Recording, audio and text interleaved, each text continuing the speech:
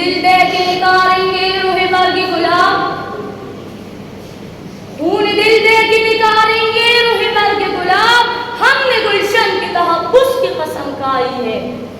جناب صدر، معزز اساتذہ کرام اور میرے عزیز ساتھیوں، السلام علیکم۔ آج مجھے جس موضوع پر اظہار خیال کرنے کا موقع ملا ہے وہ ہے یوم آزادی مارکہ حق۔ جناب صدر، آج 14 اگست ہمارا یوم آزادی ہے۔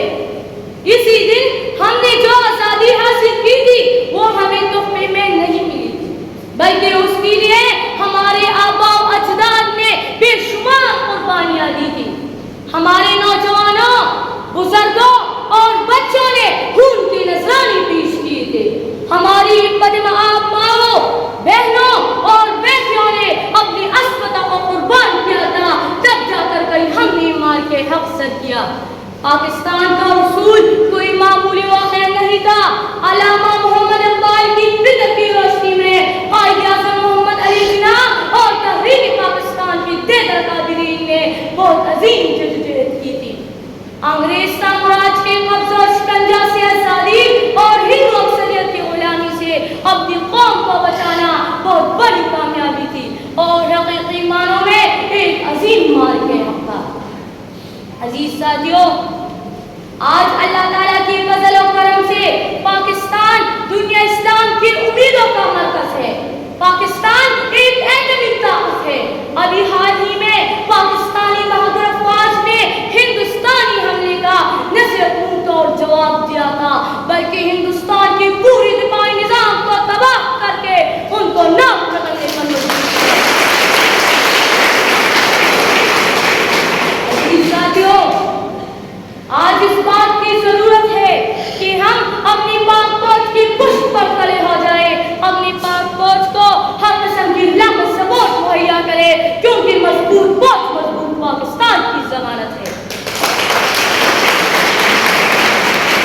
عزیز ساتھیوں، آج کا دن اگر ایک طرف ہمارا یوم آزادی ہے تو دوسری طرف یہ ہمارے لیے تجدید عہد کا دن ہے۔ آئیے آج کے دن ہم عہد کریں کہ ہم اپنے عقیدے، اپنی نظریں اور اپنی روایات کی روشنی میں اپنے ملک کی حفاظت کریں گے، ایمان کی قوت اور علم کی طاقت سے اپنے آپ کو لیس کریں گے۔ عزیز ساتھیوں، آئیے عہد کریں کہ ہم اپنے ملک کو کرپشن اور بدعنوانی سے پاک کریں گے، تعلیم، عدل، امن اور دیانتداری کو فروغ دیں گے، ملک دشمن، کرپٹ اور بدعنوان عناصر کا کھل کر مقابلہ اور مخالفت کریں گے۔ عزیز ساتھیوں، پاکستان کی بقا، ترقی اور حفاظت نسل اسلام سے وابستہ ہے اور یہی نسل پاکستان بھی ہے۔ قائد اعظم محمد علی جناح نے فرمایا تھا کہ ہم مسلمان ہیں اور مسلمان کی پہچان صرف اور صرف دین اسلام ہے۔ یاد رکھیے، قومیں صرف جنگوں سے نہیں کردار سے بنتی ہے۔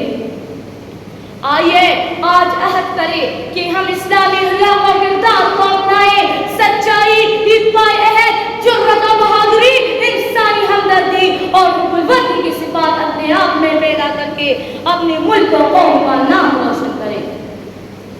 آخر میں اللہ تعالیٰ سے دعا ہے کہ اللہ تعالیٰ ہمارے وطن کو تا قیامت آباد رکھے، آمین۔ خدا کرے کہ میری عرض پاک پر اترے، خدا کرے کہ میری عرض پاک پر اترے، وہ بس سے گل کسی اندیشہ زوال نہ ہو، یہاں جو پھول کھلی وہ کھلا رہے بس ہو، یہاں